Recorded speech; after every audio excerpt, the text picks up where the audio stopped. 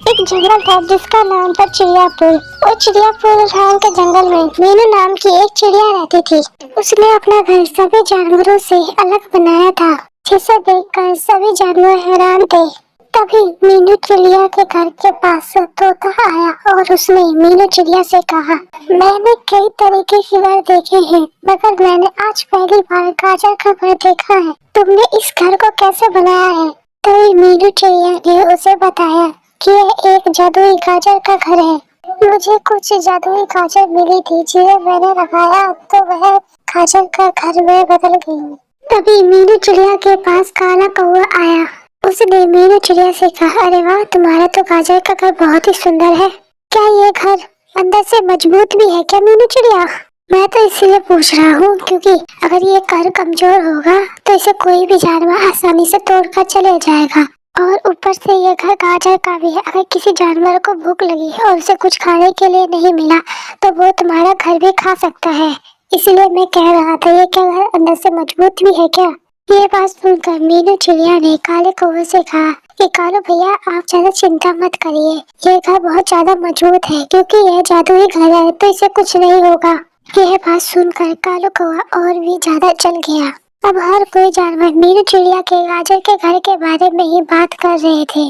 कालू कौवे को यह सब अच्छा नहीं लग रहा था कि हर कोई मीनू चिड़िया के गाजर के घर के बारे में ही बात कर रहा है। कालू कौवे ने सोचा, क्यों ना मैं इस मीनू चिड़िया के गाजर के घर को तोड़ देता हूँ, फिर देखता हूँ कैसे लोग उसके जादुई गाजर के घर के बारे में लोग बात करेंगे। यह बात सोचकर कालू कौवा रात होने का इंतजार करने लगा। रात होते ही मैं उसका घर ढूंढने चले जाऊंगा और किसी को पता भी नहीं चलेगा कि कौन उसका घर तोड़कर चले गया।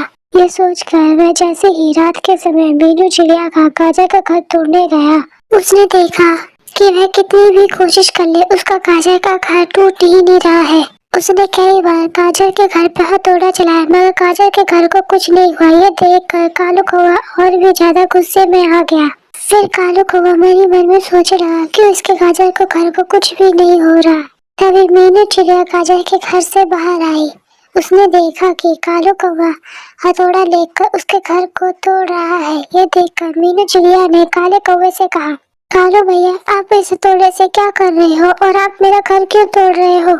ये देखकर कि कालू कौवा पकड़ा गया है, उसने मीनू चिड़िया से कहा, मुझे माफ करना, मुझे तुमसे जलन होने लगी थी, इसलिए मैं जलन के कारण इस घर को तोड़ने आ गया था। मुझे माफ करो मीनू चिड़िया, मुझे इस बार माफ कर दो, मैं अगली बार ऐसा नहीं करूँगा, ये सब मैं जलन के कारण कर रहा था।